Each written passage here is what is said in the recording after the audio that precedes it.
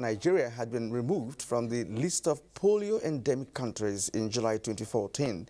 But in August 2016, routine surveillance methods discovered 2 cases of polio in Borno State. 2 more cases were subsequently reported. Now, efforts have been made by Nigeria as well as its development partners to ensure that there are no further cases of the wild polio virus in the country. Now, after 1 year, what should be done to sustain the achievement so far recorded? Answers to these questions, plus, of course, the strange ailment in Kogi and Kwara states will be issues that we'll be focusing on with regard to our discussion segments. Plus, as we just indicated, an update on the attempts or efforts at eradicating polio in Nigeria. It's on that note that we welcome you to this edition. Good morning, Nigeria. Wet overnight and still this morning in the Federal Capital Territory, Abuja. That's where we are broadcasting from, the headquarters studios of the Nigerian Television Authority. My name is Kingsley Osadolo. Thank you for being with us. And I am Kirian Umayo joining Kingsley to say welcome to the show this morning. Of course, we're reaching you live as from the network service of the NTA. And because of our package this morning, we have our usual segments, including newspaper review, business and sports, as well as arts and entertainment, in addition to foreign news and the weather forecast. For now, let's join Lydia Bassey for the news of the day. Hello, Lydia. Hello, Kirian. Hello, Kingsley. Good morning. Good morning, Nigeria, and welcome to the news. The coalition of northern groups has announced the suspension of the relocation order known as quitting order earlier given in the Kaduna Declaration by during a world media briefing in Abuja.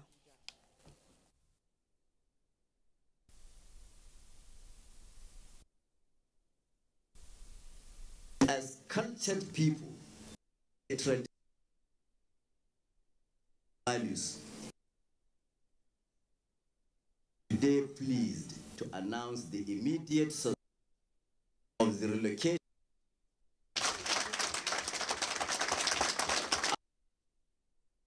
the quit from the Kaduna Declaration. Emotions separate us as reasonable, as matured, as tolerant people. You know, it's a great country. We should work together to move this country forward. We subscribe to the unity and peaceful coexistence of this country. President Muhammadu Buhari has formally ratified 9 international agreements between Nigeria and other bodies. This is in furtherance of his administration's renewed onslaught against corruption, insecurity, and economic sabotage. President Buhari described the event as an important milestone in the demonstration of Nigeria's sovereign capacity to fulfill her international obligations for the benefit of the nation's economy, security, and the fight against corruption. Will reinvigorate the anti-corruption move and check the illicit flow of funds out of our country to other jurisdictions, improve national security, food security, boost our economic and tax regimes, and improve the overall well-being of our creative community. Meanwhile, Vice President Yemi Osinbajo was in Taraba State, where he held meetings with government officials and inaugurated projects executed by Governor Ishaku Dixon's administration. Vice President, accompanied by Minister of Women Affairs, inaugurated 5-hectare greenhouse producing vegetables, including 150 tons of tomatoes per hectare. Vice President Osinbajo says greenhouse project is one of the smartest ways to produce vegetables all year round. He noted that agricultural sector of the economy, including processing, will provide lots of jobs for the teeming youths nationwide. Osinbajo declared the federal government will continue to support states that are keen in developing agriculture sector. Drive to consolidate Nigeria's content in the nation's and growth plan progresses as qualified Nigerians with requisite skills to execute projects can now benefit from a $2 million intervention fund. Minister of State Petroleum Resources Dr. Emmanuel Ibekachiku launched the initiative supervised by the Nigerian Content Development Monitoring Board and the Bank of Industry. In order to do the policies, you need to back it up with funds. So for me, very critical to the success of growing local skills, growing local companies, ensuring that we meet some of the targets that we're setting for ourselves in terms of local participation. Our PETA members have been,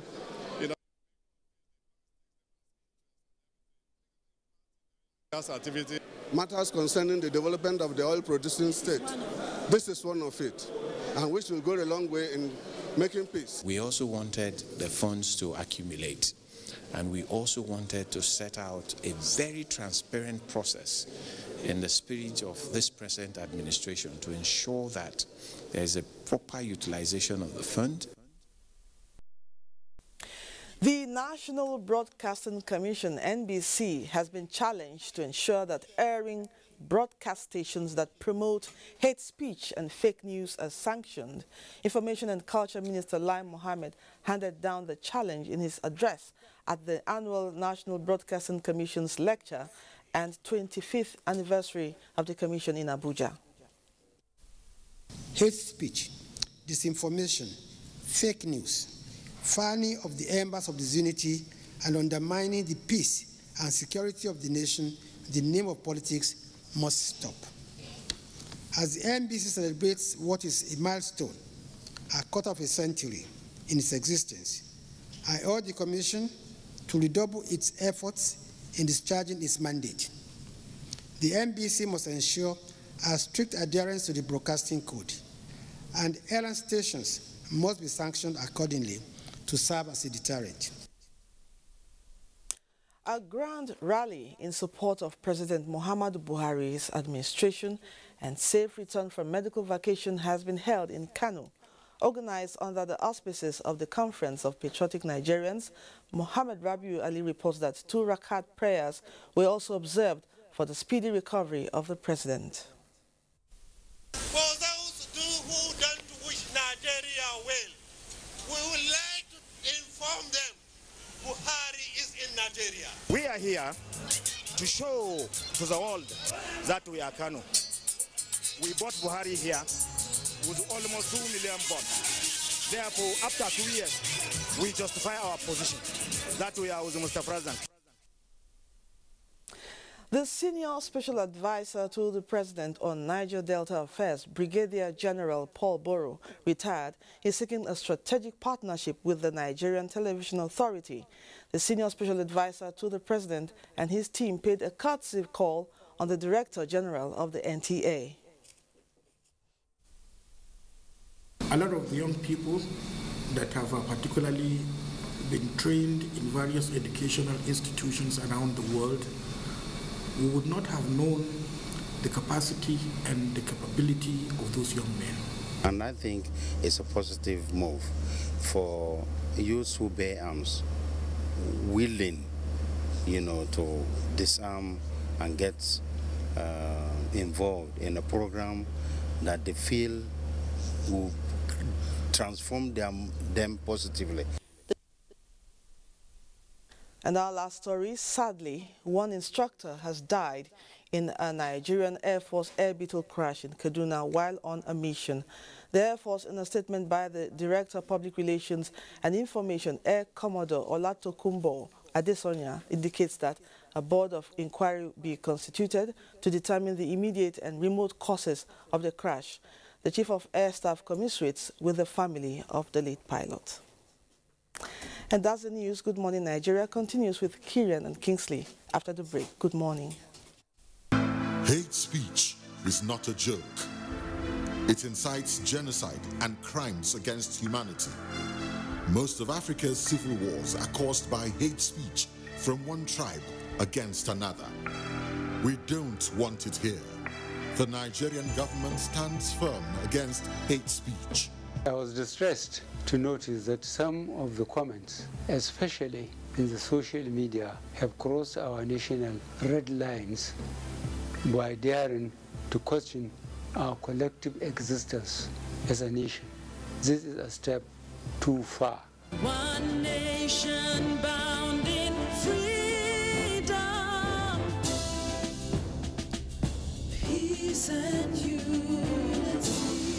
Nigeria, one nation, one people. This is a public service announcement brought to you by NTA.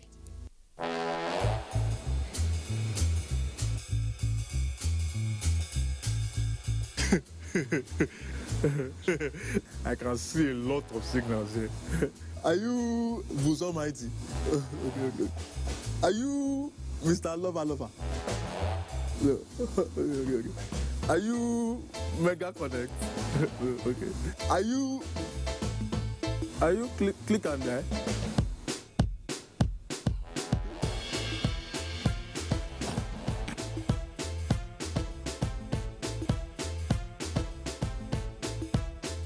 Introducing Airtel Unlimited Data Plans. Get Unlimited 10 for 10,000 Naira. Get Unlimited 15 for 15,000 Naira. And Unlimited 20 for 20,000 Naira. Unlimited data. Unlimited you. Airtel, the smartphone network.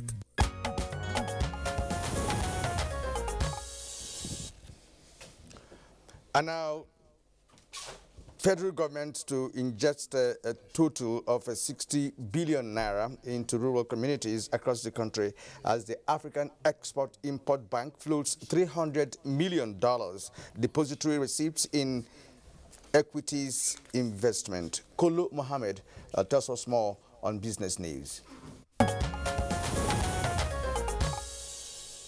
Hello and many thanks for joining us on Business News.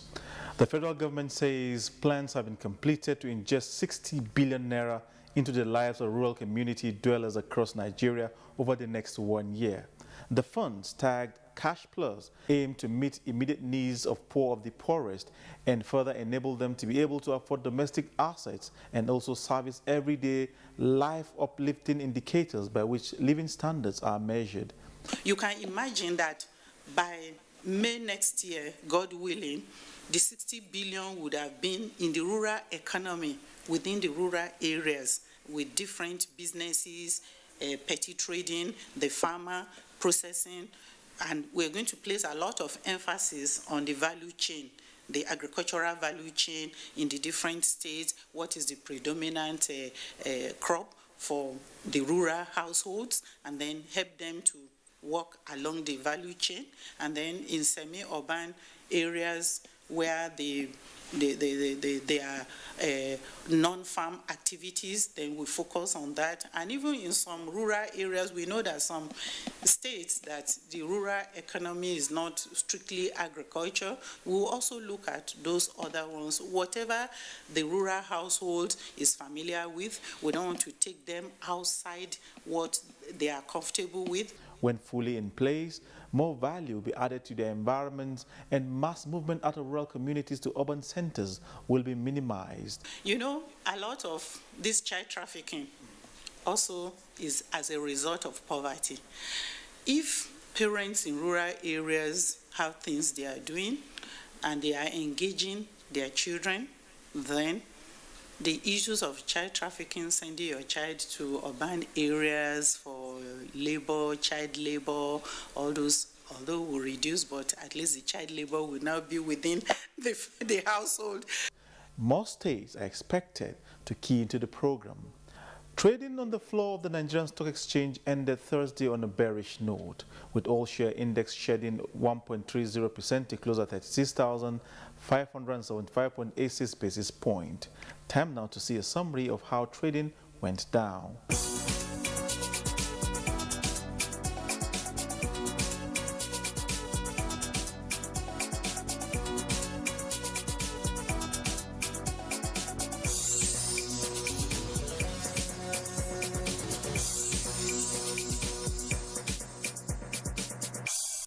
The African Export-Import Bank has floated a $300 million depository receipt coming as equities investment. The investment instrument, which is open to global investors, will be issued through the Stock Exchange of Mauritius.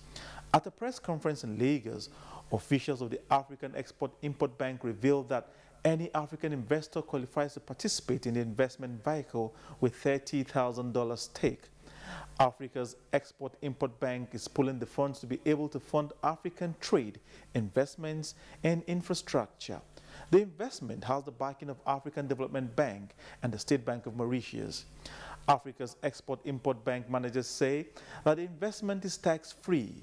The bank was created in the early 80s by African governments in response to demand for efficient trade funding and continental development. And that's it on Business News. Good Morning Nigeria continues shortly. Thanks for watching. Thank you very much, Mohammed Kolo, for the business package on Good Morning Nigeria. Next, we'll go to the front pages of today's newspapers to check out the headlines.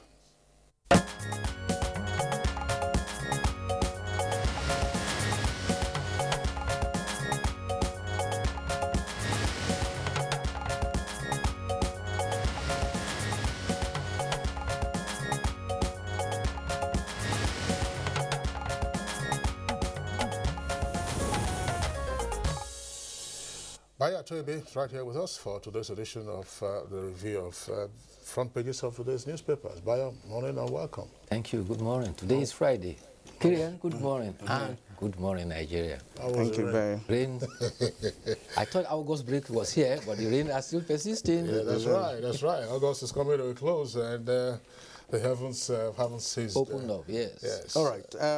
I have the This Day newspaper here, and above the nameplate, let's begin with the story on Buhari signs extradition treaty with the UAE, other parks to check graft, and of course boost economy. The story is on page 10 of This Day newspapers. And again, another headline here: 38 senior army officers petition president over wrongful dismissal. That's page 52.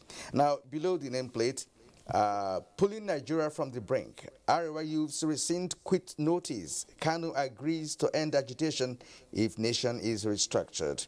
With the rider here, Mwabeze says National Assembly lacks power to restructure. Seeks new constitution. Well, if National Assembly lacks power to restructure, these are the representatives of the people. We shall get to that during your analysis, but I think it's very important. And besides the photograph on This Day front page, MBC directed to sanction stations propagating hate speech. The story is on page 10 of This Day. And of course, NAF instructor dies in Kaduna plane crash, page 50 of This Day newspaper. Maybe I'll quickly go through Tribune before Kingsley will give us the headlines of what he has. Now, the Tribune newspaper, below the nameplate, I am 99, these are political statements now. I am 99% in PDP, says Makinde. I'm ready to return to PDP if, that's Ladija. Then Alawa Kala will consult, says 8. That's the stories, those stories on page 8 of Tribune. And besides that story, have Buhari moves to recover looted funds, signs agreement on anti-corruption, security, food security, and others. Details on page 31 of the Tribune newspapers. And all right, now below that we have Arewa youths withdraw quit notice to Igbo. That's the Tribune newspaper, the major headline this morning on page 8. And of course, that's not without a rider here that says call for Kanu's arrest. Biafra agitation continues despite withdrawal of quit notice, says IPOB. And you can see a picture there showing the former President Olusegun Obasanjo and, of course, a group chairman of a UBA. Then, besides that, we have a hate speech issue. Federal government directs NBC to sanction airing stations, page 34. NANS, UI reject JAM's admission cutoff marks, page 34. And now, police arrest man over attempt to use father, siblings, 5 others for ritual. That's another interesting story there on page 30 of Tribune. Now, below the photograph, National Assembly is big obstacle to restructuring. Southern leaders on page 34. Pro-Buhari rallies hold in Kano and Niger State today. That's on page 31 of the Tribune. Kingsley. All right. The number of the stories that you read are also on the front pages of Blueprint, as well as Daily Trust, which are the papers that I have. And particularly two of those stories, one regarding the quit notice earlier issued by Northern Youths. They said, below the nameplate of Daily Trust, the headline is Northern Youths withdraw Igbo quit notice. That's how it is captured there. Plus, of course, the anti-corruption fight, which is the kicker, says Buhari ratifies pact with UAE. That story is right there. If you come to the Blueprint, you also have it there. The other one is on hate speech, as well as the quit notice. Blueprint. According to Blueprint, below the nameplate says Arewa youth suspend quit notice and ask Igbo to stop arms stockpiling.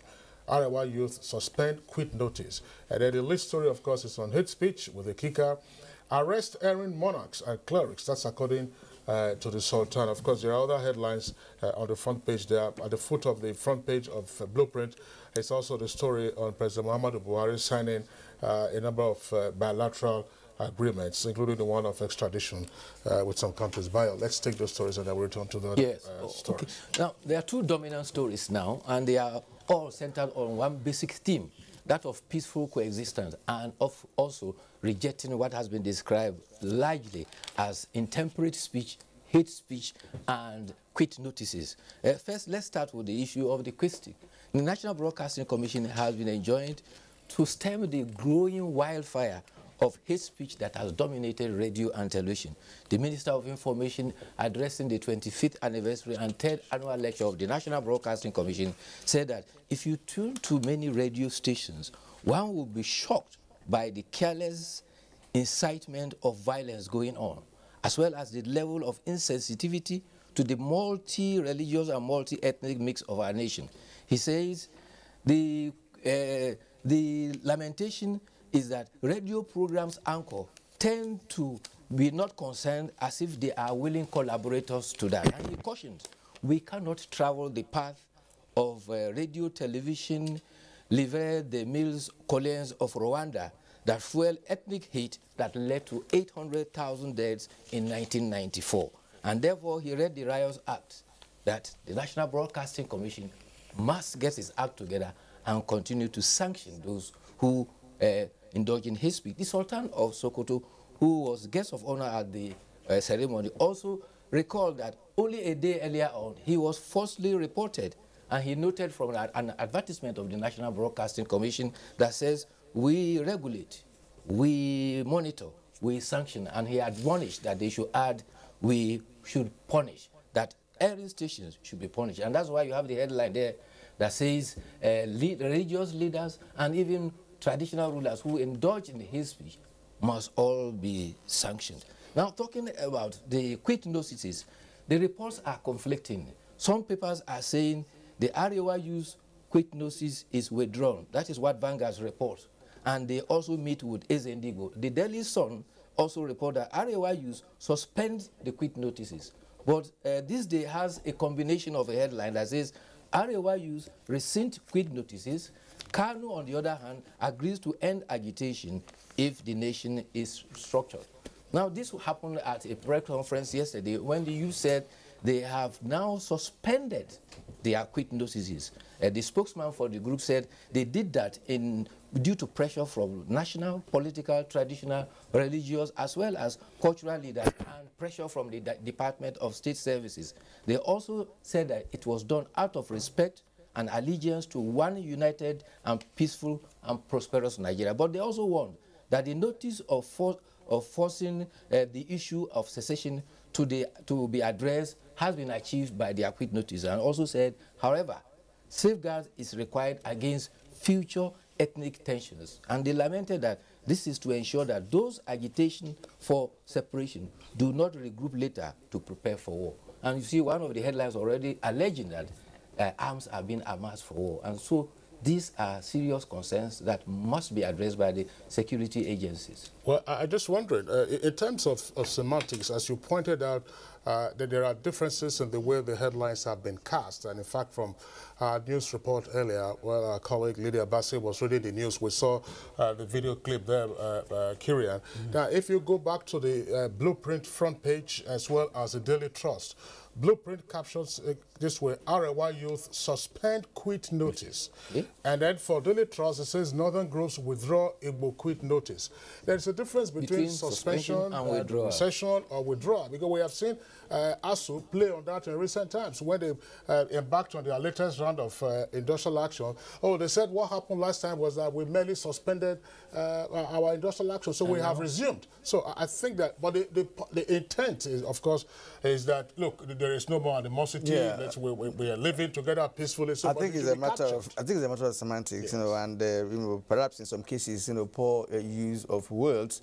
Because if you ask me, what they are saying is that they have totally withdrawn that you know, order. That's from my own. To allay the fears of all Nigerians, a distinction must be made between suspension and withdrawal. Withdrawal means that it's no longer tenable. Suspension is that it can be revised. Yeah, but the anxieties, the quit notices, and the separatist threats have raised have not gone so down. Let's go for what is more positive now. They have withdrawn. That's the intention. The intention is that let there be peace in the land. Yes. But the other point, that's the other issue that Bayo also discussed with regard to hate speech.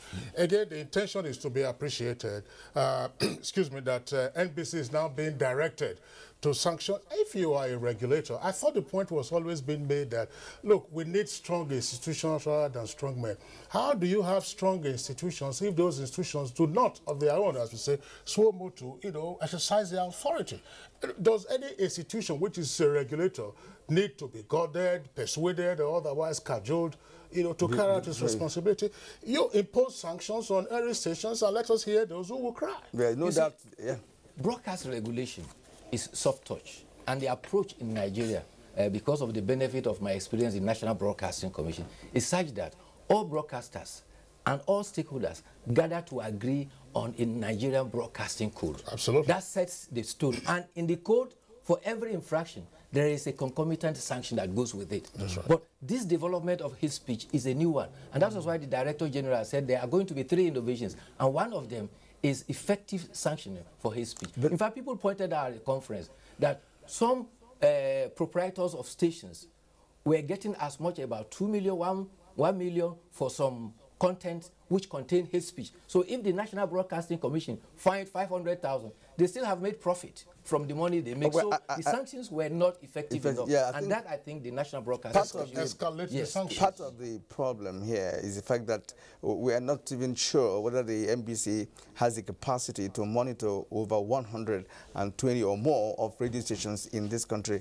You know, TV stations are also growing using, you know, cable channels and all that. So that's going to be a very big issue for NBC to be able to have the capacity to monitor. There is a physical monitoring, and there's a monitoring by way of technology. And the NBC has embarked on electronic monitoring to cope with the digitization, which is going to force onto the nation myriads of channels. All right, now let's look at the Nigerian pilot. Now, the last newspaper we have here, the Nigerian pilot, below the nameplate.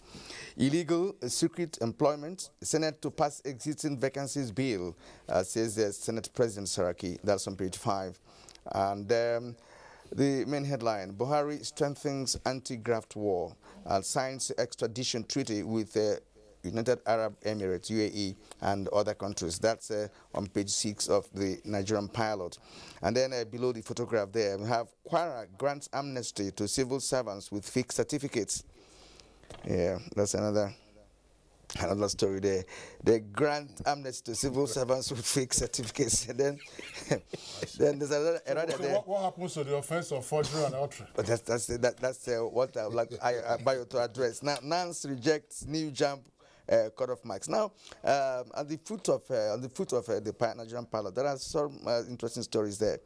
Don't boycott Anambra election. Leaders of thought beg Kanu IPOB.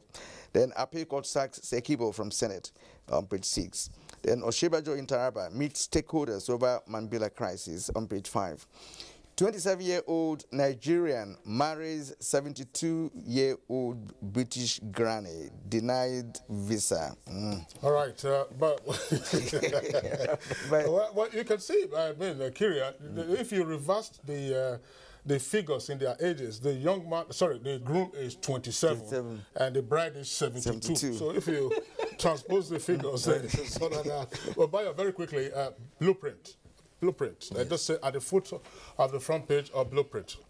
Okay, at the foot of the front page of blueprint, Kogi Assembly locks out journalists, and then traditional ruler backs law degree at 73. And ASU NEC meets today on strike. So, Bayo, those are the stories that we have on the front pages of the papers. We'd like to thank you for being here with us. Thank you. We hope you enjoy your weekend. See you on Monday. Look forward to it. Thank you. We'll take a short break now. When we return, we'll go into our principal item for discussion.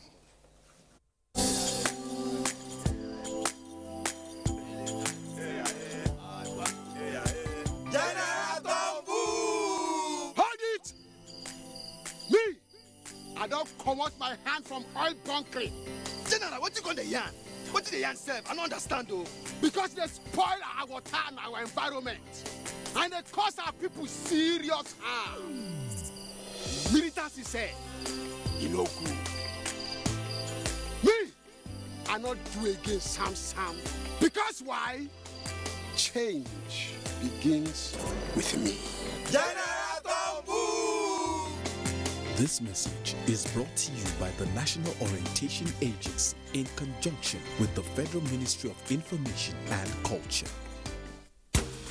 Get high on books, not drugs. Only those who hate themselves fuel their bodies with smoke, drugs, and harmful substances. He broke my heart. These days, when young lady or young man has emotional upheavals, he or she abuses cough syrup with codeine, some sniff glue, sewage, even petrol. I'm already finished. Just let me finish myself completely. Alas, where is our tomorrow headed? This week on Professor John Bull, we introduce to you high people, all of them, one by one. Find out why Jumoke wasted her school fees and why Flash went local. Come on, stay one place, fly. Over and out. Brought to you by Glow. The largest data network, Glow Unlimited. All right, welcome back. But if you just joined us, it's Good Morning Nigeria still on the network service of the Nigerian Television Authority. Now, to mark 1 year of polio-free status in Nigeria thus far, the chair of the International Polio Plus campaign for Rotary Worldwide, Mr. Michael McGovern, visited Port Harcourt, that's the capital of Rivers State. Now, we'll take the background report of that visit before we introduce our guests for the discussion segment.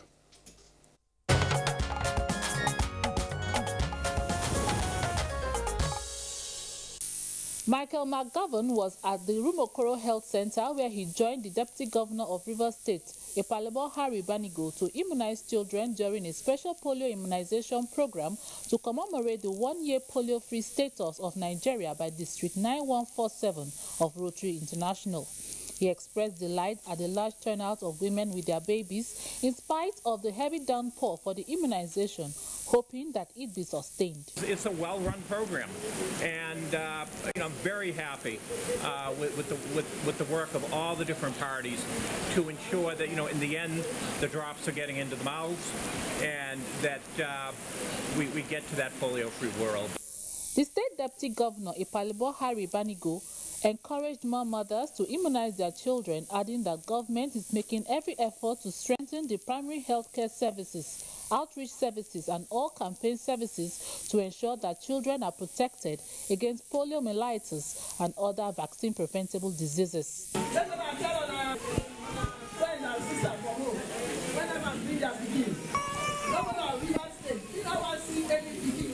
Until the last child is reached, no child is safe. The fact that we in Rivers State we have not had any case within the last 15 years isn't any reason for us to be complacent. It shows that they have the good of our children in their hearts. They want our children to be healthy. The last case of polio in Nigeria was reported on the 21st of August 2016.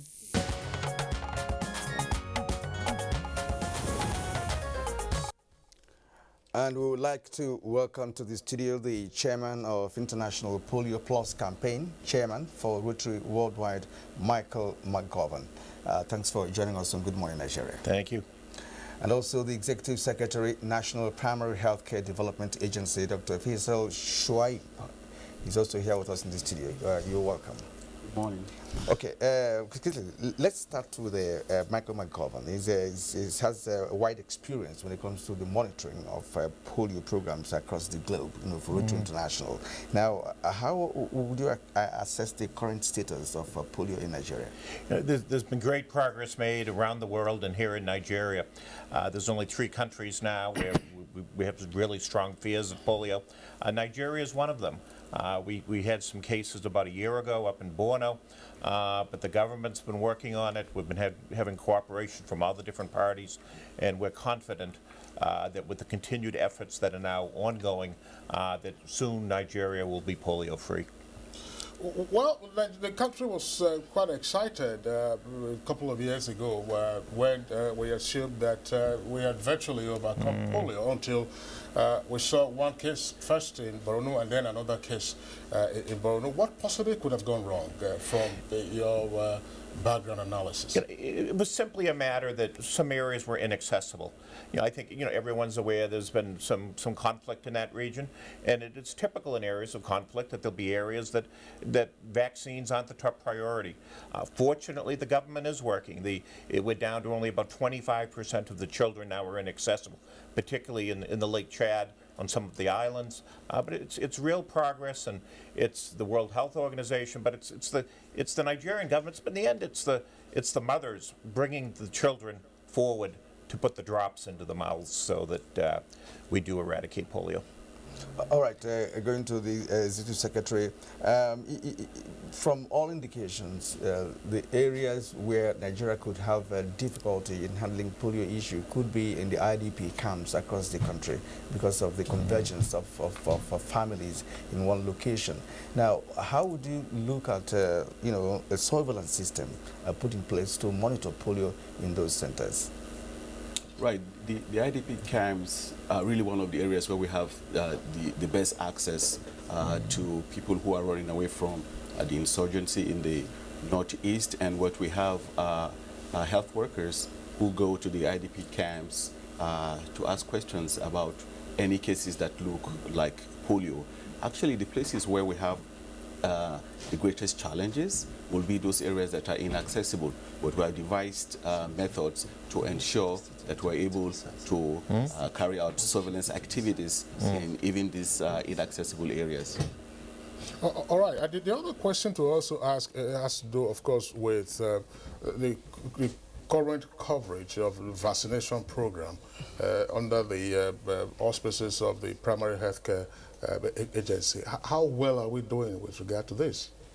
Well, first and foremost, I have to put it on the table that right after we had the case of polio last year, in August 21st, Mr. President showed decisive action by providing the resources that was required to mount a massive campaign against the outbreak.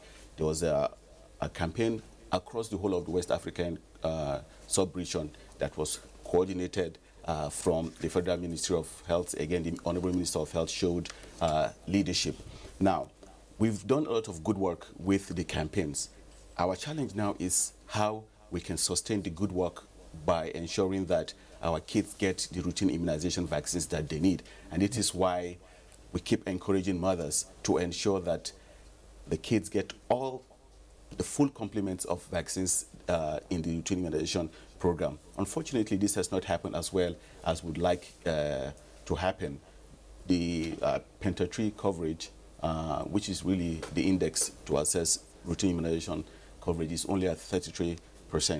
And this is why at NPHCDA, we have declared a state of public health concern on the number of kids that have not been vaccinated, and we have set up a unit known as the Emergency Routine Immunization Coordinating Center at NPHCDA, where we have partners and government officials looking at the data, analyzing the data, making sure the data is of good quality, and ensuring that people are now mobilized to the health facilities.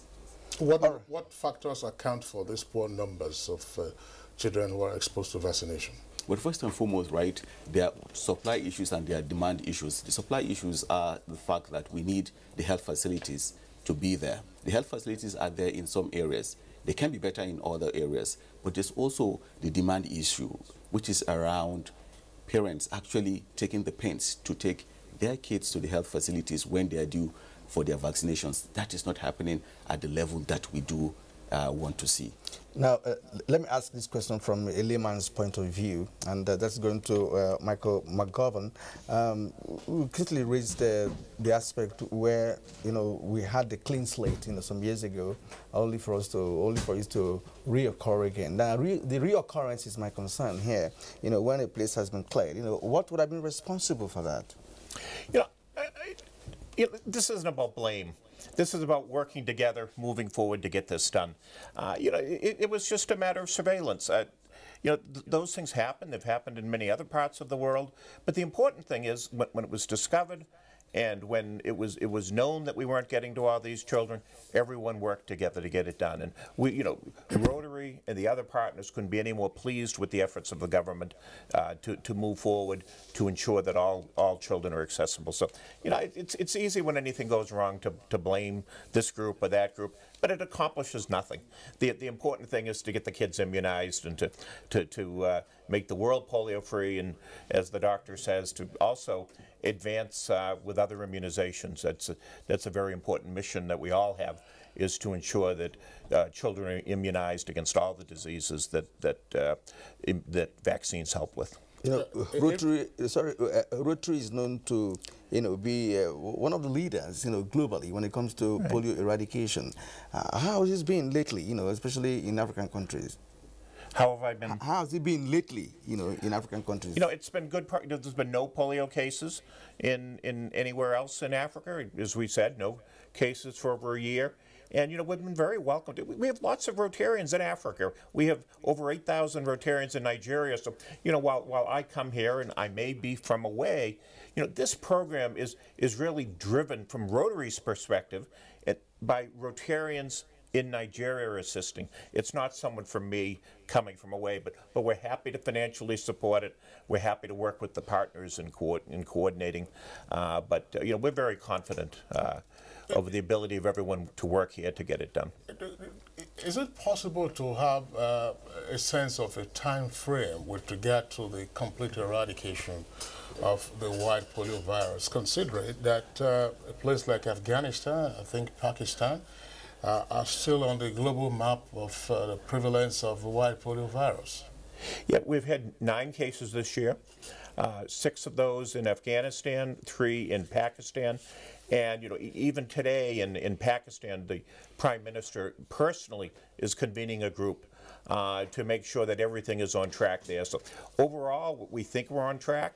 You know, we could very well have already had the last case in Nigeria, but even then, we need to make sure that everyone continues to be immunized just in case, in order to build up the immunity. So, you know, even after polio, we have the last case, we still have to continue the immunizations for several years thereafter. But it's on track. It's on track. It took a while to get rid of smallpox. I don't know if you recall, before the WHO declared the world free of smallpox. That's what I'm asking in terms of a time frame. Are we optimistic? You know, let's say Nigeria gets the polio-free status, white polio-free status.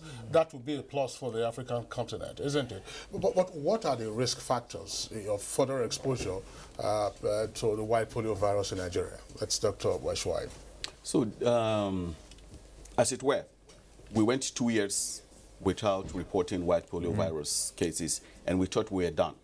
But with the outbreak last year, it became clear that unless we have access to all the kids that live in the inaccessible areas, then there will always be that doubt. But right now, we have mounted surveillance methods to ensure that we get the best data that shows if there's any circulation. Right now, there are strong indications that there's no circulation. But unless and until we are absolutely sure that all kids have been reached and we have access to all kids, then we will be cautiously optimistic that we have actually crossed the 1-year landmark. And after the 1-year landmark, it takes 2 more years, and then Nigeria will be certified as having eradicated polio. Dr. Shaib, the people living in those inaccessible areas are actually more vulnerable, than children that could be accessed. Now, what is the guarantee, that those inaccessible areas could be accessed, in the nearest future? And again, how do you increase vaccination in those areas? And again, are you still having the problem of, some villagers not accepting polio and all of that, the vaccines? Right, so the answer to the first question is we're working with traditional leaders. We couldn't have gotten to where we are with polio eradication in Nigeria without the leadership shown by traditional leaders. So even in those inaccessible areas, we're working with them to identify where these kids are and then the opportunities for the kids to get the vaccinations. We're optimistic, and we're doing a countdown. From over 250 kids that had not been reached, we're talking about less than 150,000. So we're making gradual progress. And then really in terms of vaccine hesitancy, this is really more historical than current. There was a time when people had these conversations around whether vaccines causes infertility, but we've gone over 20 years, over 30 years as a matter of fact, and we're seeing these same kids that took the vaccines and are having kids all over the place. So the science is there. There's no doubt about the safety of the vaccines. And even the vaccine doubters now are not saying anything about any doubt whatsoever around vaccines. And this is why we keep saying that parents must provide vaccinations to their kids, because it is the single most important public health intervention that we have. It is an investment to provide these vaccines to these kids. All right, let's go back again to an issue that we've always touched on in discussing polio on this program. Recall last year where those 2 cases were reported in Borno. Of course, we took on the subject, and in 2014 also, when the country was declared first, polio-free, we also took on the subject matter. For the benefit of those who are just coming of age now, what are the risk factors in contracting the wild polio virus? Well, first and foremost, wild polio virus infection is a fecal-oral infection. So what it means is that where you have contamination of food or drink by the wild polio virus, most likely through fecal matter or water that is not clean, then people can contract the disease. So environmental sanitation is very, very key. Personal hygiene is something that is very, very strong. And in the course of the last few years, we've seen a gradual progress that has been made in Nigeria with regards to environmental and personal hygiene. But apart from that, a very key tool, of course, is access to vaccines. If people are able to get the vaccines, then it drastically reduces the risk whatsoever of the virus continuing to circulate. Access to vaccine, very important. Is this vaccine produced in Nigeria at all? Do we have the capacity to produce polio vaccines? So the polio vaccines are not manufactured in Nigeria. But if you've been following the news, I'm sure that only a few months ago you will have noticed that the Federal Minister of Health, under the leadership of the Honorable Minister of Health, has gone into a partnership with May and Baker to set the stage for local vaccine production. And this is something that this is a conversation that we're having at MPACDA with the Minister of Budget and National Planning. At what level are they at the moment? Because we make a lot of these kind of bilateral arrangements or MOU arrangements, and at the end of the day, nothing is on ground. Is it maturing into fruition, the agreement? But one thing that I think you will say about this administration is that we're moving from just plans to execution. We're delivering. And this is exactly what is happening at the Federal Ministry of Health. It's no longer about plans. It's no longer about MOUs. It's really about executing. And from what is on ground, we're taking every single step. The Honorable Minister of Health and the Honorable Minister of Budget and National Planning made it clear that in the next 2 years, we want to put on ground a solid foundation for local vaccine production. They are willing to put in the money and create the environment that is required for local vaccine production. In the past, Nigeria used to produce the yellow fever vaccine. Due to one factor or the other, that stopped. We can restart that. We have the human resources, we have the material resources to do that, right? And this is exactly what the government says they're going to do. Yeah, just before I ask Mr. McGovern the other question, one issue that came up in the past, again, this is historical, but I don't know if it has any current implication. The potency of some of the vaccines was said to have been affected on account of poor preservation. What is it that we know now with regard to the protection of the vaccines? To say proper storage, improper handling, and so on and so forth. We have found the vaccines to be very safe. In the past, there were actually 3 types of polio. One of the types of polio was eliminated. It was type 2 polio. They used to have circulating vaccine-derived polio. That, for the most part, is gone. We did away with giving vaccines for type 2 polio. Now we only give for type 1 polio and type 3 polio. They've been proven to be very safe, virtually no issues. I think you look at risk factors. When this began and you asked the effects of polio, there were 350,000 children in the world who were paralyzed each and every year with polio. There have been 16 million children who would have gotten polio if it hadn't been for this campaign. We feel that the minute risk far outweighs the benefit that comes from all of the children who avoid getting the crippling disease. The information you provided is useful, but my question actually was to Dr. Faisal Shuaib with regard to the handling of the vaccines. Some people used to say, look, vaccines had to be kept at certain temperatures. Right.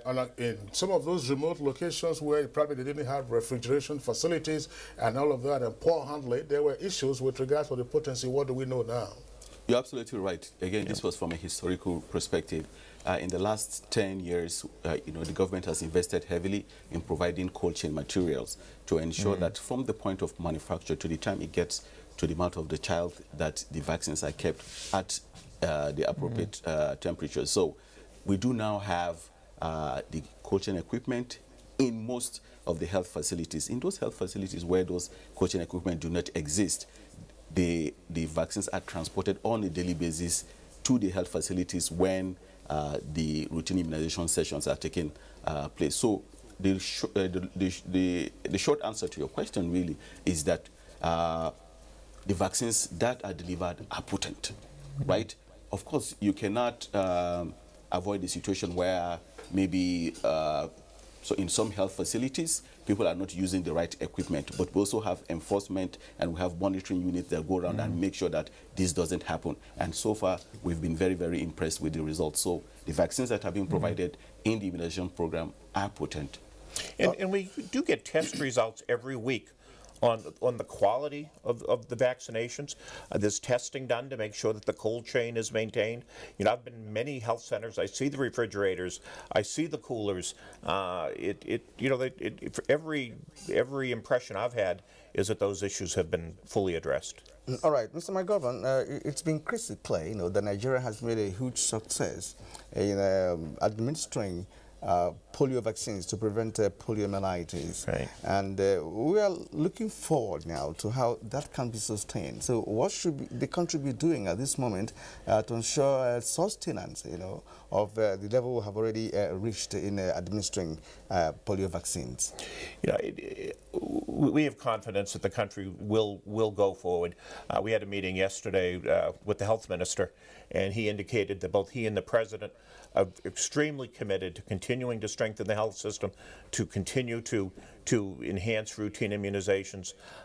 We've been having a dialogue on that with the health minister for over a year, and he's also implemented a separate task force to make sure that when the polio dollars disappear, that the gains are not lost, and that not only the gains not lost, but all of the lessons learned are built upon to ensure much better health returns for many years to come. He's really visionary. That's interesting. Mr. McGovern, but the issue of accessing otherwise inaccessible areas, it's one key point. Some persons believe that could be a critical success factor in the ultimate elimination of the polio virus. Is Rotary, for instance, considering the application of robotics in the delivery of the vaccines to otherwise inaccessible areas, as we have seen in some parts of Africa, with regard to provision of medicines. Yeah, no, we're not really looking at robotics because, as we were discussing we have to make sure that the cold chain is maintained, that the vaccine is going to have its effectiveness. But, we're confident that parties working together, and I mean all parties, will make each year accessible.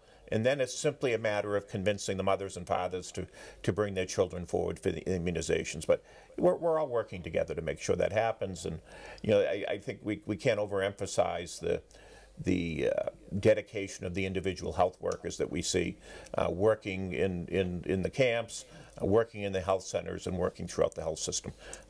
Very dedicated people. For how long is Rotary committed to the elimination of the white polio virus? I mean, is it Rotary is going to be spending until polio is wiped out, or you have a threshold? We have been working on this for over 30 years. We're not going to give up. We've gone from 350,000 cases a year to 9 cases. When you're at the finish line, you don't stop before you get there. You cross it. We will cross it with the government and with the other partners. Now, are you satisfied with the role the Rotarians in Nigeria are playing in this direction? And are you also soliciting for support from other bodies across the globe to also engage in polio vaccine production and dissemination? Yeah, we have tremendous support from the Rotarians here in Nigeria. Dr. Funcho, a Lagos Rotarian, is a member of our International Polio Plus Committee. In fact, a past president of Rotary, Jonathan Magiagbi, who lives here in Abuja, has been instrumental in seeing this forward. So it's we're confident that all the support will be there, and that we'll continue to have the support of the Nigerian Rotarians, not only with polio immunization, but in all of these other endeavors. We saw some boreholes dedicated the other day. It's not just polio. The Rotarians here in Nigeria want to work so much in working with communities to provide additional services to them. Back again to the Executive Director of the Primary Healthcare Agency. What level of cooperation, or should I also ask frustration, is there between the agency and subnational governments, that is to say state and local governments? So the national government is working with state governments, working in partnership with our development partners, World Health Organization, UNICEF, and we're all aligned on the task ahead. We've come so far, and we cannot stop now. We hope that in the course of the next few months, there will be more investments on the part of governors, towards routine immunization, because the national figure that we're seeing that we're not very happy about requires more support. And just a few weeks ago, we had engagement with the Nigeria Governors Forum, and they are very excited about the partnership that's going to see us possibly eliminate measles in Nigeria. We think that this kind of partnership will continue with routine immunization, and it's just a question of time before we cross that finish line. What kind of investments do you expect from the state governments? So we expect that for the measles campaign, there's a timeline of September 10 that all the governors have agreed to provide counterpart funding for measles campaign that's coming up later in the year. But for the routine immunization program, we also require that the governors provide funding on a monthly basis for routine immunization activities. So what we've recommended is that on a quarterly basis, the governors should ensure that the funds are made available so that the health workers in the ministries of health and the state primary healthcare development agencies are able to conduct supervisory visits and ensure that these activities are taking place in the health facilities. That's the Minister of Health who has been on this program and indeed elsewhere, where he's indicated a revival, government's effort to revive the primary health care centers. I'm not asking you to speak on that, but what is the nexus between the primary health care centers as well as the primary health care development agencies in terms of the immunization efforts? Because these health care centers are located leading local governments, and you haven't mentioned local governments. And we know the major challenges that we face in terms of good governance with regard to that tier of government. So right, the local governments are very important, and what's happening now is that we're bringing primary health care under one roof. So even the health workers that used to work under the local government are now being brought under one management, one plan, one monitoring evaluation that we now call a primary health care under one roof. So they now work under the state primary health care development agencies in most places. So in terms of the minister's plan to ensure that we have at least one functional health facility per ward across the country. Now this is something that is moving at a pace that should be faster if we had enough funding, but it's very critical that we have these functional health facilities so that we can have routine immunization activities taking place in the health facilities. Yes. All right, Dr. Faisal, Executive Director, Dr. Faisal Shuaib, that's right, Executive Director, National Primary Healthcare Development Agency. We'd like to appreciate your being with us on Good Morning Nigeria today. Thank you very much. And our thanks also to Mr. Michael McGovern. He is chair of the International Polio Plus campaign. That's for Rotary Worldwide. Mr. McGovern, thank you for being on Good Morning Nigeria today. Thank you. Good to be with you. I don't think we've had you before on this program. It's on the Nigerian Television Authority. It's Africa's largest TV network. We also, of course, online. Mr. McGovern, thanks for being with us. Thank you. Okay, it's still Good Morning Nigeria. We're reaching you, as always, live on the network service of the NTA. We'll take a short break. When we return, we'll take another health issue. Nigerians. Suicide bombers are not spirits. They are not ghosts. They are human beings like you and me. They live amongst us. They are your neighbors. They are your friends today, but terrorists tomorrow. So you must know your neighbor now. Security begins with you and me. Know your neighbor. Be vigilant.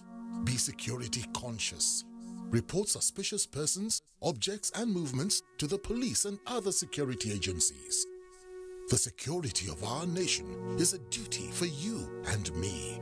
If you see something, say something. Nigeria, unite against terrorism. This message is brought to you by the Federal Ministry of Information and Culture.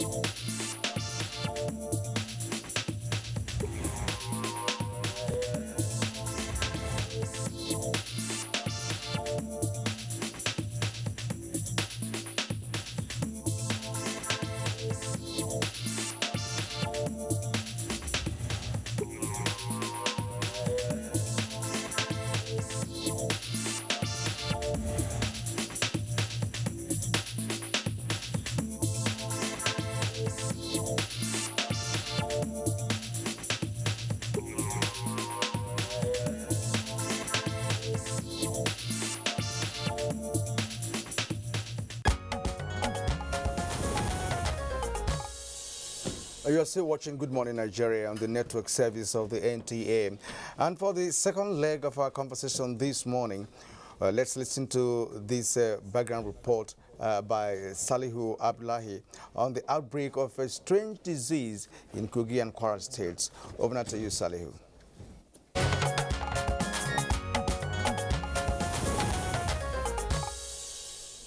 Despite several efforts by public and private sectors, including donor agencies from all over the world, in tackling diseases in Nigeria, one thing that still bothers the mind is the resurgence and spread of some of these killer diseases. This is despite federal government's efforts through its disease control programs in curtailing diseases. Of recent is the story of Urago community in Ifelodun local government area of Kwara State, and that of some communities in Kogi where the outbreak of a strange disease claimed many lives. The states of Kogi and Kwara are neighbors and unfortunately share similar agony. At least 60 people have been killed by a yet-to-be-ascertained ailment in 3 communities in Kogi State. The affected communities are Okuran, Okoloke, and Isaloesa, all in Yagba West local government area of the state. Kogi State government confirmed the outbreak of the strange disease. The Commissioner for Health, Dr. Saka Audu, who visited the affected villages, however, said the deaths resulting from the illness were not caused by Lassa fever. He said a technical team was immediately set up and he took samples of blood and urine of victims to the General Hospital, Irua, Edo State, for investigation. However, Chief Medical Director of the General Hospital in Lokoja, Dr. Bolorunduro Ehalaye, told newsmen that 40 patients were rushed to the hospital, and after medical examination, only 6 people were admitted and they are responding to treatment. Authorities in neighboring Kwara State are also investigating reports of an outbreak of a disease which allegedly claimed some lives in Uruaga community in Ifelodu local government area of the state. The community recorded the outbreak of Lassa fever as confirmed by the Kwara State Health Commissioner, Suleiman Alege, from the result of samples received from Virology Research Center, Lagos University Teaching Hospital. One of the samples taken from Babala Primary Health Care Center in Ifelodu local government is confirmed to be positive of Lassa fever. Recent outbreak of diseases, some known and others unknown, is raising concern and once again putting to test Nigeria's preparedness in tackling outbreaks. Therefore, experts on the program are set to share ideas and answer questions on the principal subject for discourse and provide tips on what needs to be done in an event of sudden outbreak and how such disease outbreaks can be prevented.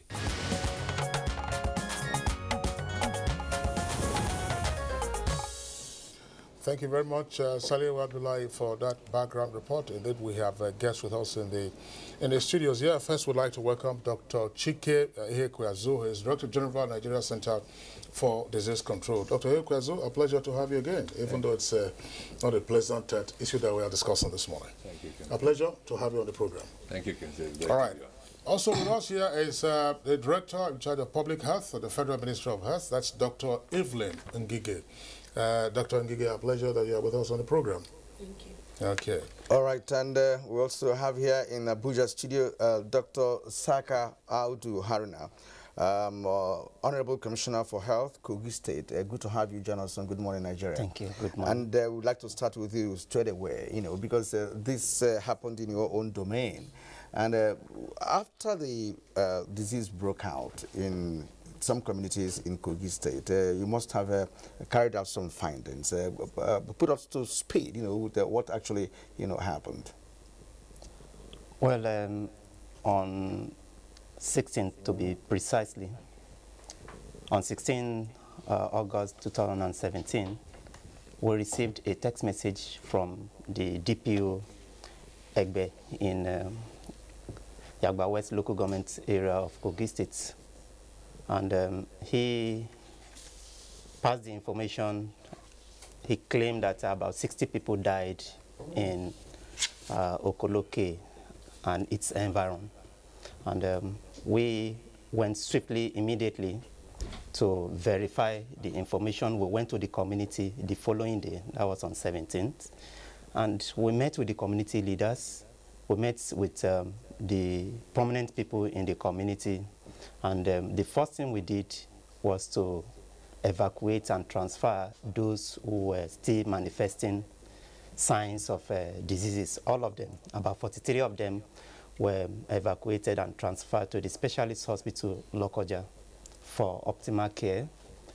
When we arrived in the specialist hospital, only 6 of them were sick enough to warrant a hospital admission.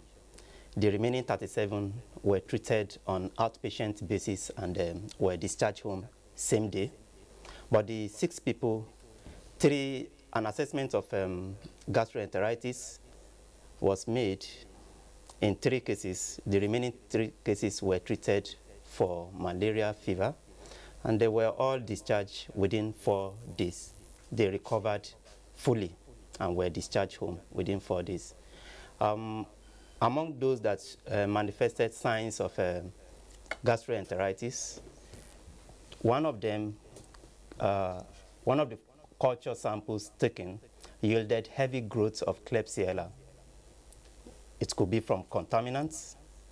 It could also be from the patient. We all know that Klebsiella don't cause disease of public health importance of epidemic magnitude. So that was it. But when the rumor kept on, coming up, we went for the second trip to verify, to conduct an ideal verbal autopsy, list lining in the hospital, and the result we got was different from the acclaimed figure on the social media and some of the print medias. How many fatalities have been recorded?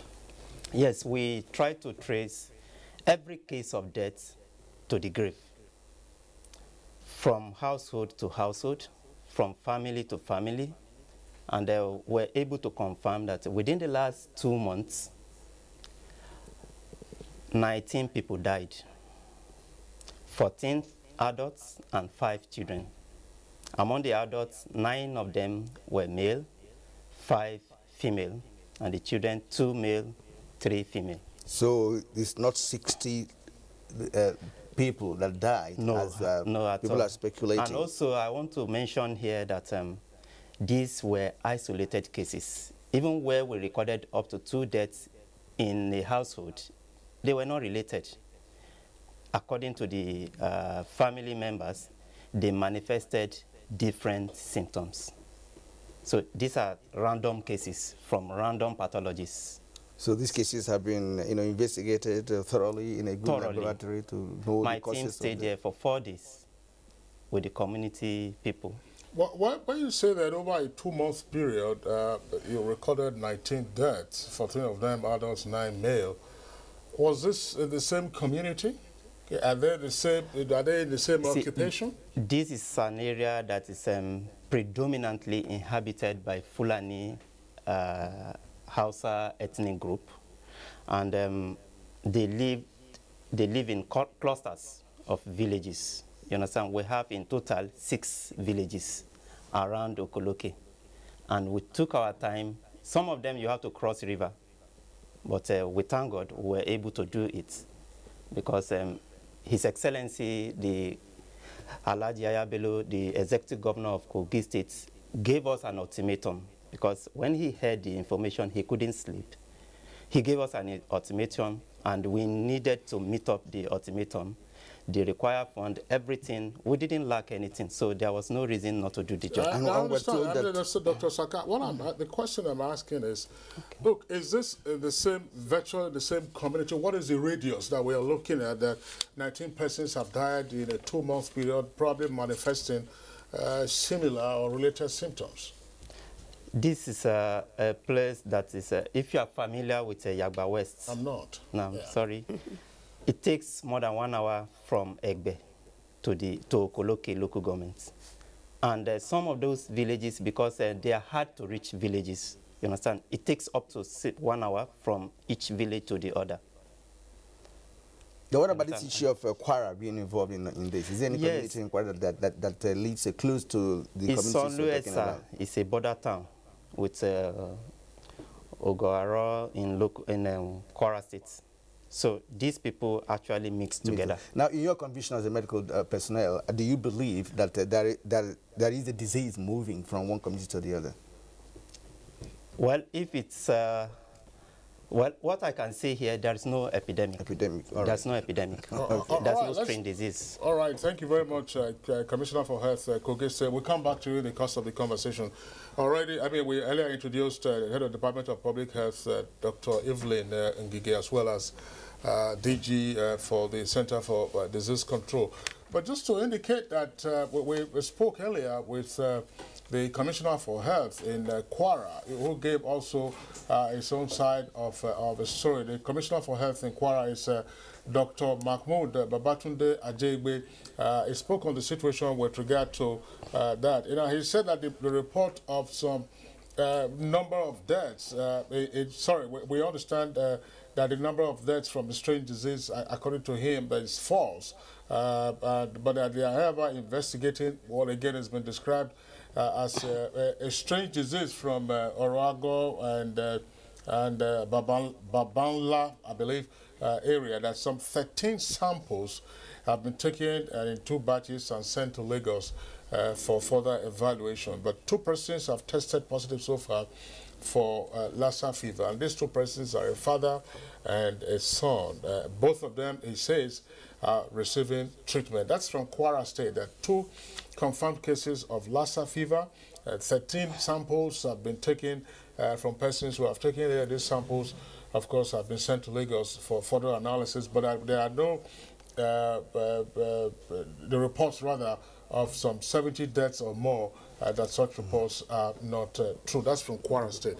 Well, let's bring in now the Director General of CDC, Dr. Hirkwe. So we've seen in the media, both regular and online media and then social media, reports about the number of deaths. And the Commissioner for Health in Kogi here, of course, also indicated that he got a text message from the DPO, who, of course, is in the area, indicating that some 60 persons have died. But still, well, the number of fatalities, we don't know what your figures are. That's one. And secondly, the mystery surrounding the ailment is still referred to as a strange disease. What is strange about the disease?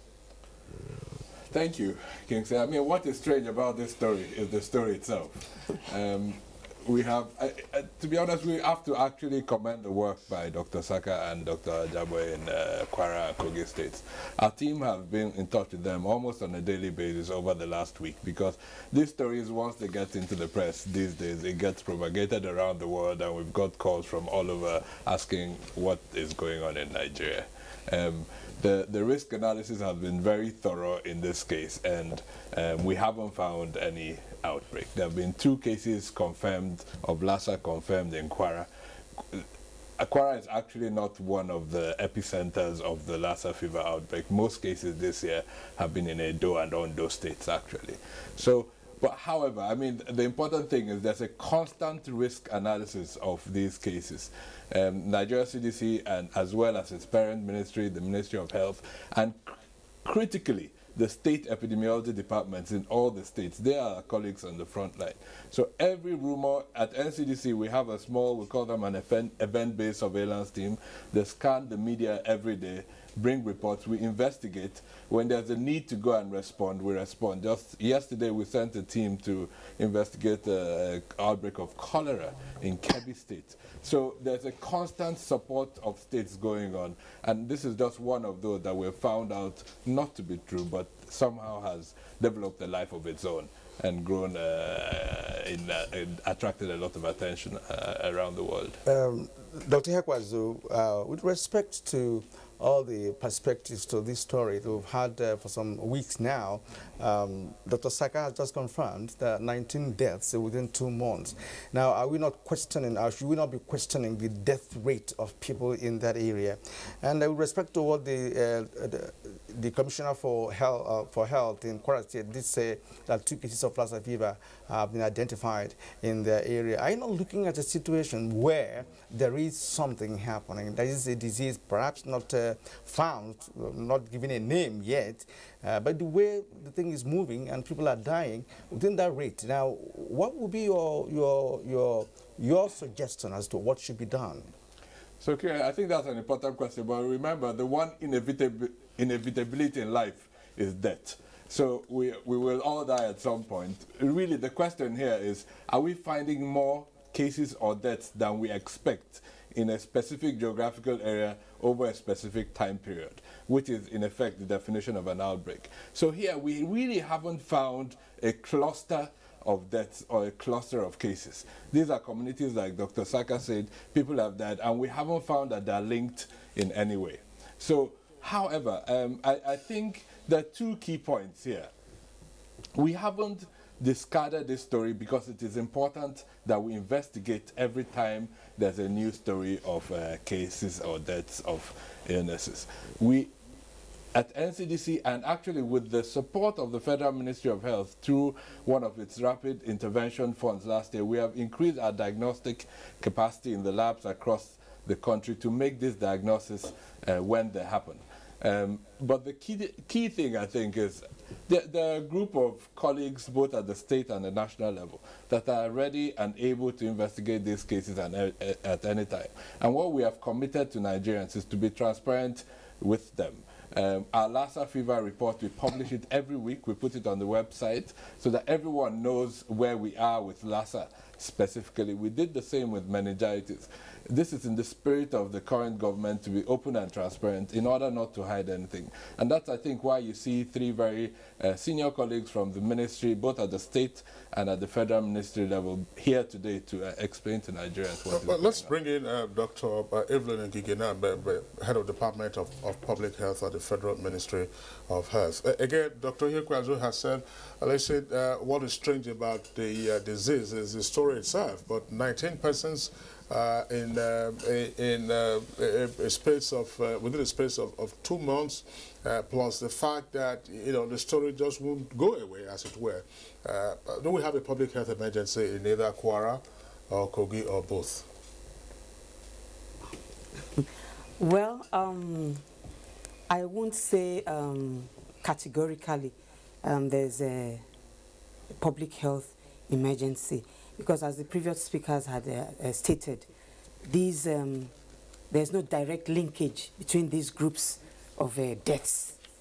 And perhaps further investigation will need to be, investigations will need to be conducted on cases of people who have recovered, and even it may be necessary to go to the morgue, or even, as he said, those that have been buried, to see if there's any tissue or fluids that can be gotten from them and analyzed further, because sometimes when those deaths are reported after they have been buried, it becomes difficult to say categorically these deaths or series of deaths have been caused by this particular outbreak of a particular infection. So we are actually working to see if there's anything to be discovered. What's your response? And the question can be taken by any of your medical doctors taken by this, because some commentators were, again, on the basis of the fact that this was being called a strange ailment, speculating that, look, from the community that the incident is said to have occurred, that perhaps this is some zoonotic ailment that has now jumped to a human host. Is there any sense in which we can analyze that, or is far-fetched? Well, Kingsley, I think it's an important assumption to make, because a lot of the diseases that we now know circulate in humans actually started that way, whether it's Lassa, Ebola, HIV, they all moved from initially an animal host that started circulating in humans. And we are constantly on the lookout for this. At the moment, we haven't found any evidence that that has happened. But we are constantly on the lookout, and that's really why I said we shouldn't discard this story completely. But I think critically that three good news stories out for Lassa specifically. Firstly, there's a lot of awareness, a lot more than last year. So people are actually testing a lot more. That means we're finding a few more cases, which is, in a way, a good thing. It means that we're finding more. It will appear that we have more cases. Things will appear to get worse before they get better. But in a way, it's a good thing. Secondly, the case fatality ratio for Lassa is going down. So we're finding more cases, but we're losing less. That means we're increasing our capability and our capacity to treat and manage these cases. And secondly, there's a concerted effort now among the states, the federal government, the Federal Ministry of Health, the Nigerian CDC, to really address this issue. But there's no magic bullet.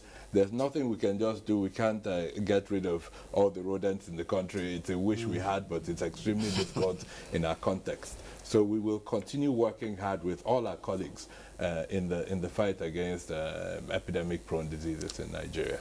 Now, gentlemen and ladies, let's return to the so-called strange disease. And I'd like to put this question to Dr. Saka. Now, we understand that this disease began to manifest in the community a few weeks after the previous Salah celebrated about 2 months ago. But one wonders why it took a long time for Kogi State government to begin investigation at that point. Because like Dr. Hekwazi said, that we shouldn't just discard the story like that. That's why you're still carrying out a laboratory investigation to see what was really wrong, or other people just died their natural death or out of from other diseases, right? So why didn't you start up in good time, to investigate this before you go to the point where we're now recording 19 deaths? Thank you for the question. I think it is necessary to clarify here that there is a proper channel of information when it comes to disease notification from disease surveillance. It should have come from our recognized informants, reporting directly to the DSNO, Disease Surveillance and Notification Officer of the local government, from there to DSNO at the state level. That is the proper channel. But this one came from a DPO. That is the reason we have to question that report. Secondly, earlier, before we received that report, there was a case of suspected Lassa fever that was transferred to Ekwa Hospital in Egbe. We sent our officers in collaboration with WHO. We took samples and sent to one of the designated laboratory in Federal Teaching Hospital, Irua. And immediately, within 48 hours, we received their reports, which was negative for Lassa fever.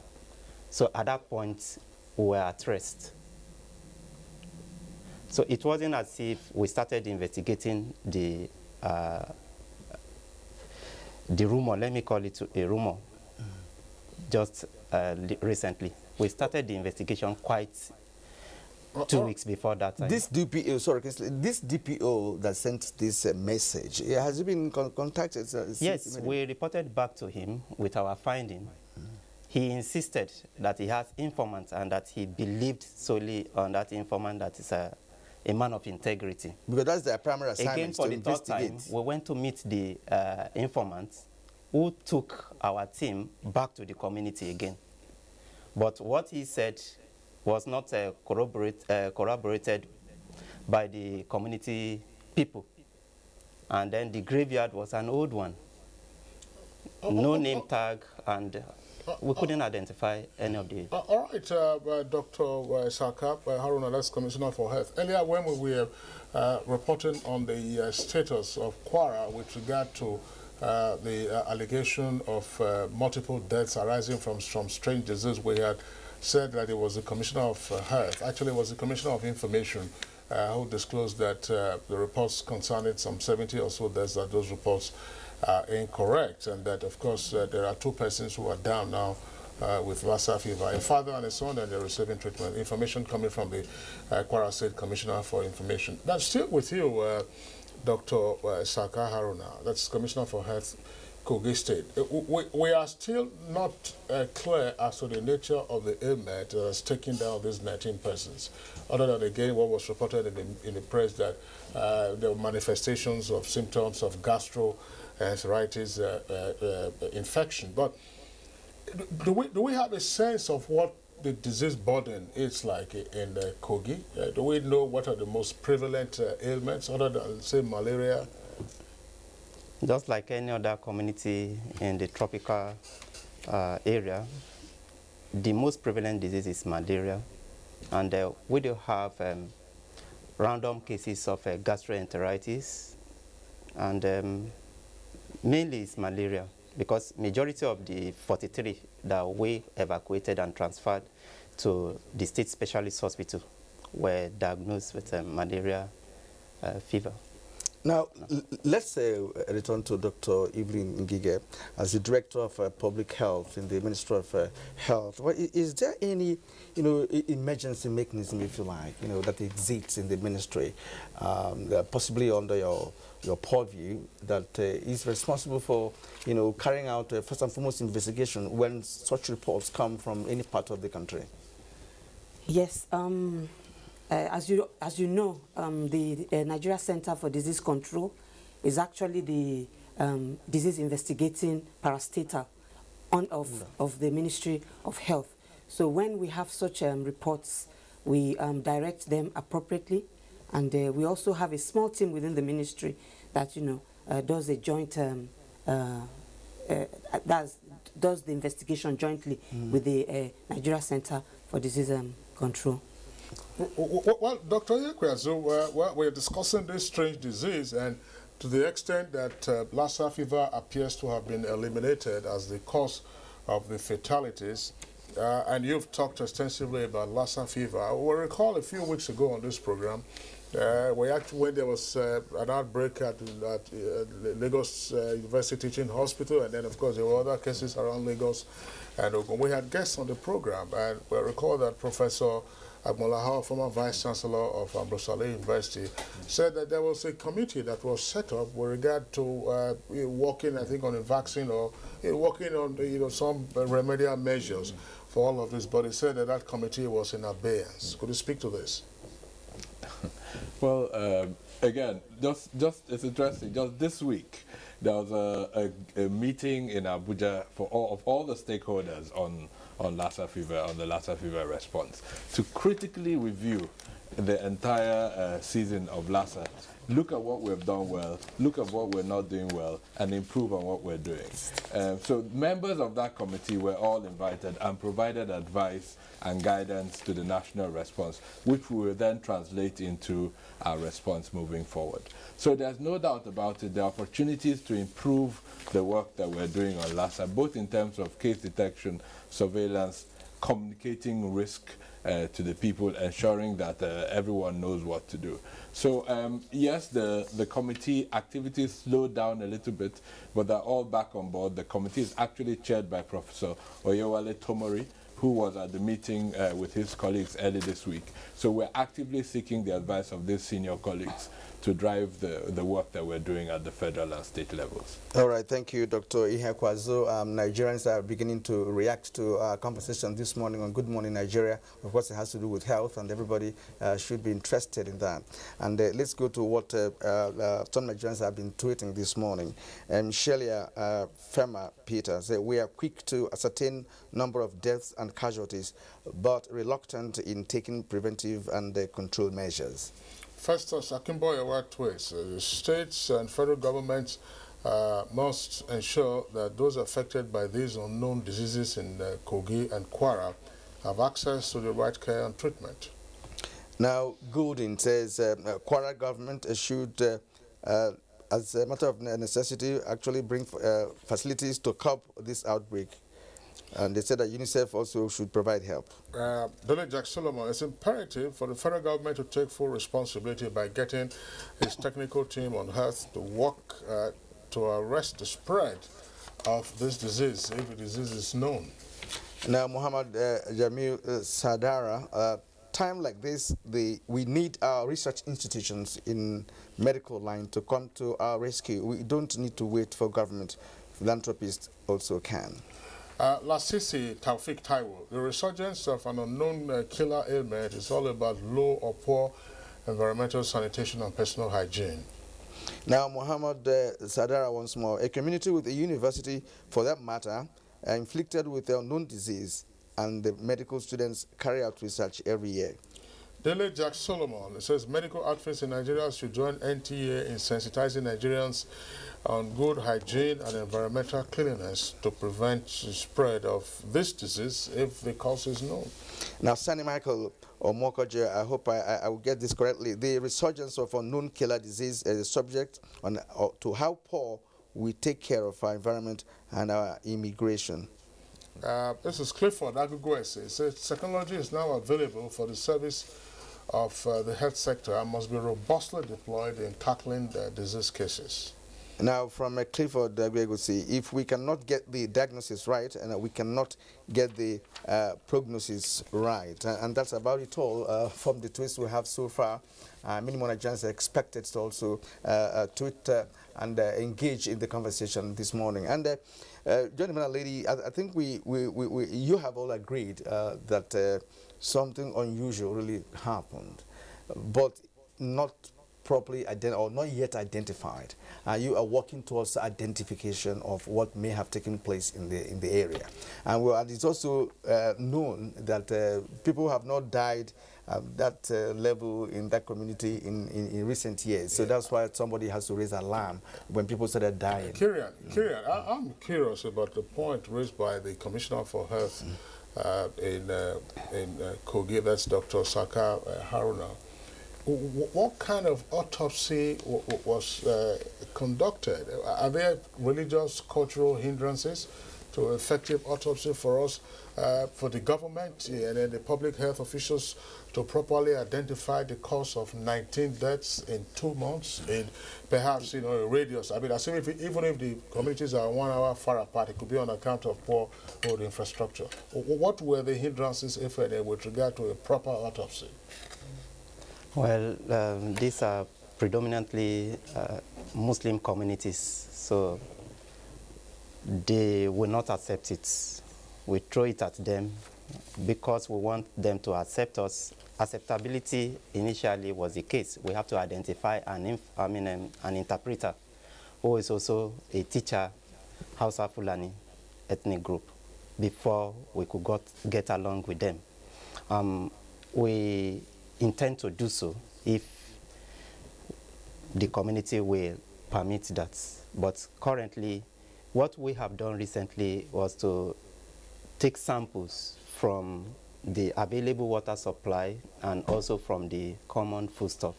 And this will undergo chemical analysis because we don't want to leave any stone unturned. So we will overcome this. And the whole mystery surrounding these deaths, I think, will be revealed. I think one interesting thing here is that you are working in collaboration with also the disease control, an establishment known for control of diseases. And Dr. Hekwazu, having said all you have said, in this program, moving forward, because this could also happen in any other part of the country. How prepared are you? Because while this is rainy season, of course, it's going gradually, but rainy season usually comes with certain diseases and what have you. So how prepared are you, in case such thing breaks out in any other part of the country? At the Nigerian Center for Disease Control, we are always prepared. This is the reason for our existence. This is why the Federal Ministry of Health and the federal government created this agency, to have the capacity to primarily prevent, secondly detect when they happen, and finally to respond. We do this, however, in collaboration with the states and local governments. It's a big country, very diverse. So as well as the team of about over 100, about 150 that work within NCDC and the How much of collaboration are you getting from the states and local governments? The states have been increasingly collaborative. We're not doing them a favor.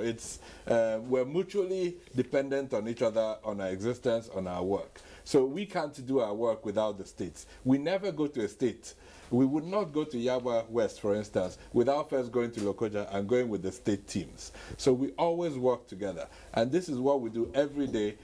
Information comes in either through the surveillance infrastructure like my colleague described, or through press reports. For every incident, we would make calls, we would investigate, ensure that samples get to the lab, deploy a response if necessary, and then respond to the outbreak appropriately as it happens. Okay, well, back again to Dr. Saka Haruna. Has there been a slowdown in the number of fatalities in those communities where 19 persons have died? It is true. No, the death rate has... I'm not making an assumption, yes. Okay. Well, what we did since the information came through and a haphazard channel, we put in place, increase the number of informants in the community who will now report to the DSNO through the DSO at the local government level to the state level.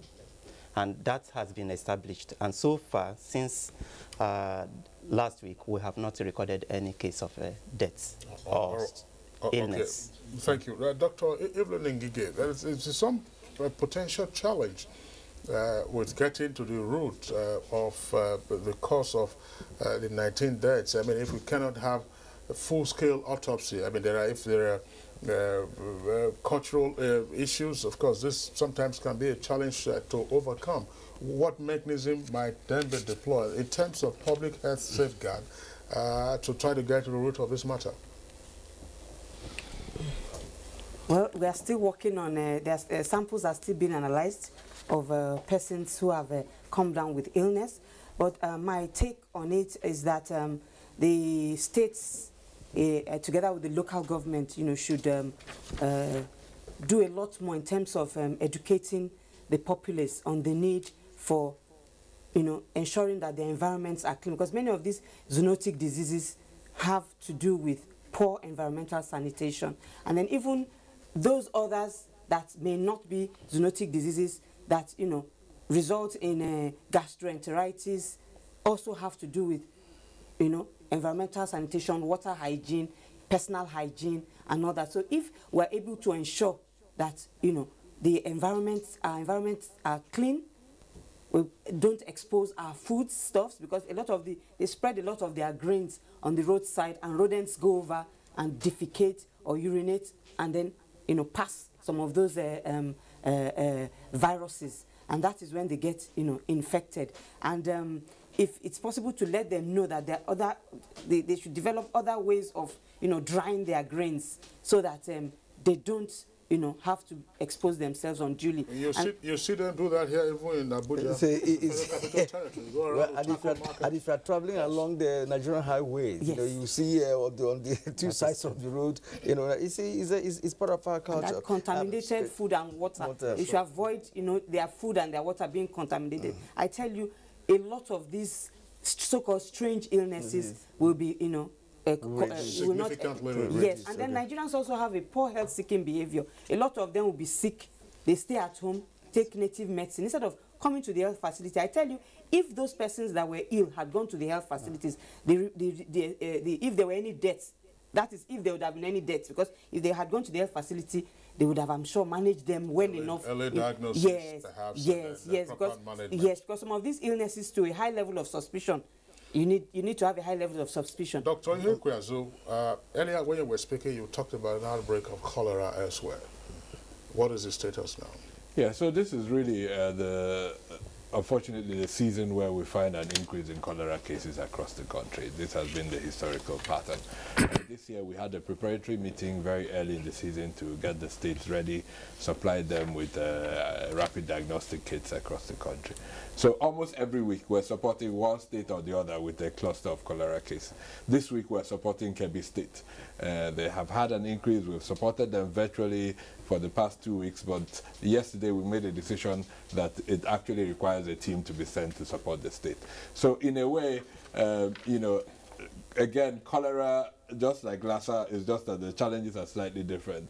The underlying cause is access to potable drinking water.